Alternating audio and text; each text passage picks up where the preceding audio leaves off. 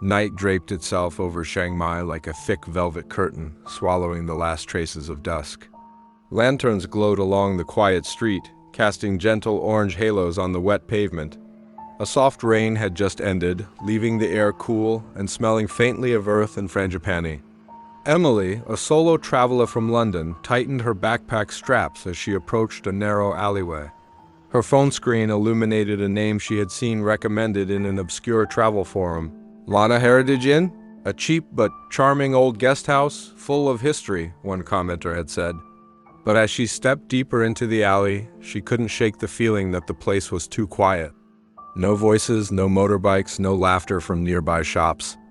Only the whisper of wind brushing past her ears. At the alley's end stood a wooden building with a steep, dark roof.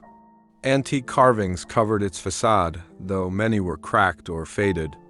A lantern above the doorway flickered with a sickly yellow light. Emily hesitated. Something about the inn felt abandoned. Yet when she pushed the door, it opened with a long, low creak. Inside, the air was strangely cold. Old teak floors groaned under her steps. The reception desk was empty, but a small metal bell sat on top. She rang it. Ting. Nothing. She rang again. Ting. A soft shuffling sound came from the end of the hall. An elderly woman slowly appeared, wearing a faded northern tie sarong. Her skin was as pale as candle wax, and her long gray hair hung loosely over her shoulders. But what unsettled Emily most was the woman's expression, calm, almost lifeless. "Welcome," the woman whispered. "You are staying one night?" Emily nodded nervously. "Yes, just one night." The woman's lips curled into something that might have been a smile.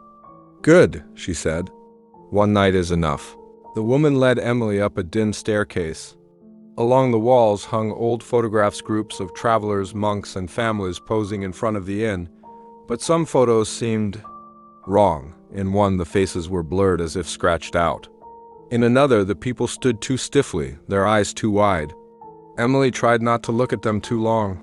Her room, number 7, was small but tidy. A wooden bed, a woven mat, a dressing table, and a window facing the alley. The furniture looked handcrafted and traditional, beautiful, but aged like relics.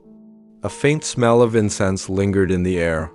"If you need anything," the old woman whispered, "do not leave your room after midnight." Her eyes glinted strangely. "And do not speak to anyone you see in the hallway." Emily frowned. "Anyone? You mean other guests?" But the woman gave no answer. She simply closed the door with a soft thud. Hours passed. Emily finished showering, wrote a few notes in her travel journal, then climbed into bed.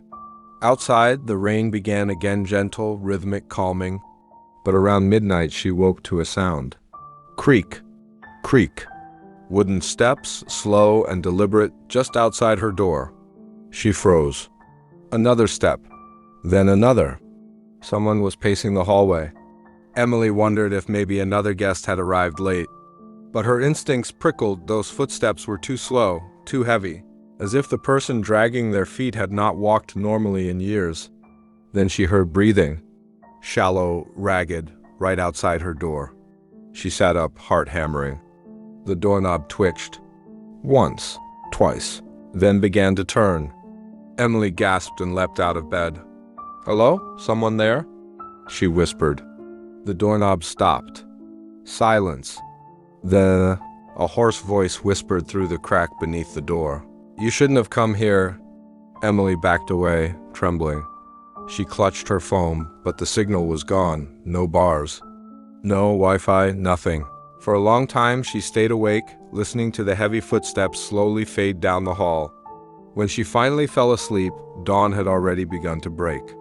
In the morning, the inn felt normal again. Birds chirped, sunlight leaked through the wooden slats.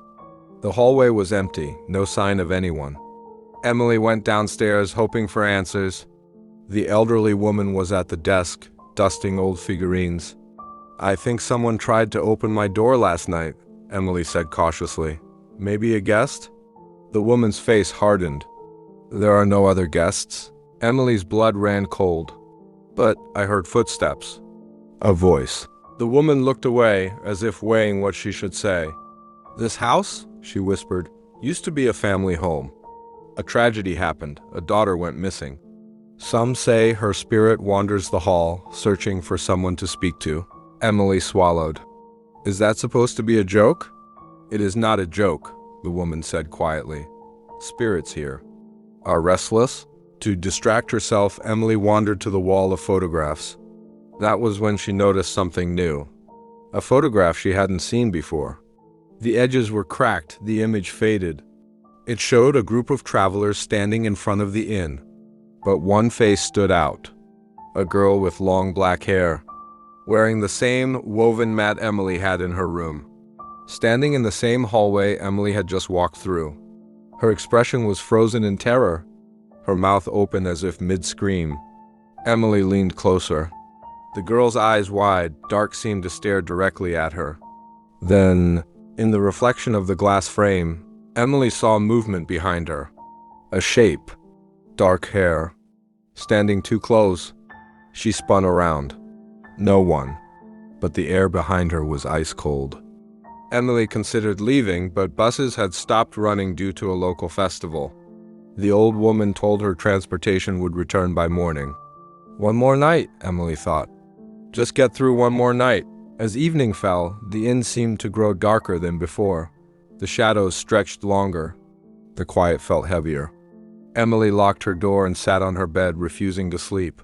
Hours crawled by. Then, creak, creak. The footsteps returned. Slow again, dragging again. But this time, they didn't stop at her door. They moved inside her room. Emily froze. The sound wasn't coming from the hallway anymore. It was coming from the corner near the dresser. Something was there. Something breathing. She reached for her phone flashlight with shaking hands and pointed it toward the corner. The beam landed on a girl. Long black hair covering her face. A damp, torn dress. Her arms limp at her sides. Emily's throat closed in terror. The girl stepped forward, hair swaying with a strange, unnatural motion. When she lifted her head, her eyes were hollow voids, dark pits filled with grief and fury. Her lips parted. In a voice that sounded like someone speaking from underwater, she whispered, "Help me." Emily stumbled backward. The girl extended a trembling hand and pointed toward the hallway. "Find my room, find what they hid." Before Emily could say another word, the girl's body jerked violently like she was being pulled away by invisible hands. Her face twisted in pain. Then she vanished. Not disappeared, ripped out of existence, leaving the air warped and freezing. Emily collapsed, gasping. She couldn't stay in the room anymore. She had to know the truth. The hallway was pitch black. Only the faint moonlight guided her steps. As she walked, she noticed something she hadn't before. Some room doors were nailed shut. Others had strange symbols carved above them, symbols she didn't recognize. At the end of the hall, one door stood slightly open. Room number 3. Emily pushed it gently. Inside, the room was colder than a freezer. Dust covered everything except a wooden chest in the center. Its lid was slightly ajar, as if someone had recently opened it. Emily approached it slowly. Inside were a girl's torn dress, old newspapers, a rusted bracelet, and a framed photograph of the elderly innkeeper standing beside a young girl. The girl from the hall. A chill shot through Emily. Suddenly, footsteps thundered behind her. Emily spun around. The elderly woman stood in the doorway, but her face was no longer calm. Her eyes were wild, her lips trembling with rage.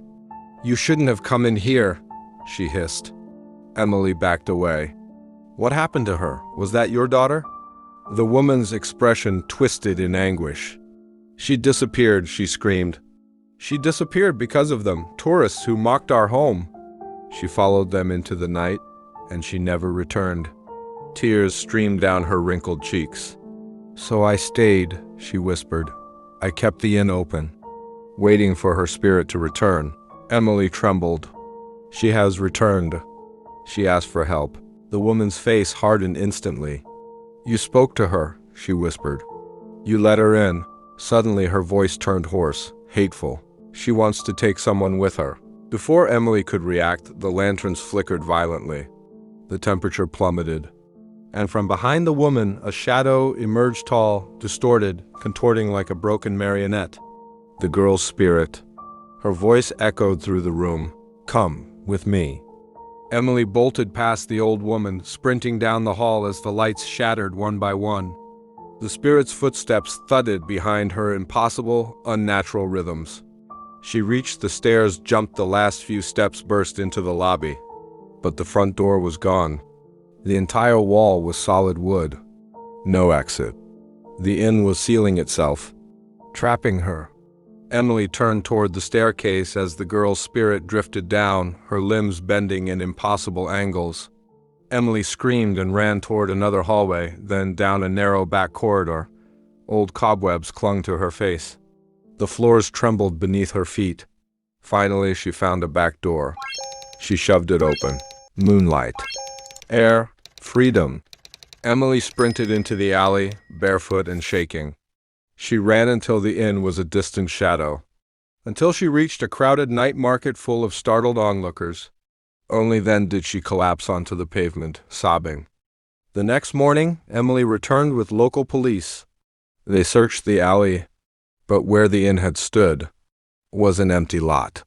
No building, no debris, nothing but grass and dirt. It was as if the inn had never existed. But before leaving the scene, something caught Emily's eye, a piece of broken glass lying in the dirt. She picked it up. It was part of a picture frame. Behind the cracked glass was a faded photograph of her, standing in the hallway of the Lana Heritage Inn, her face frozen in terror, her mouth open mid-scream. Just like the others, Emily felt the world spin.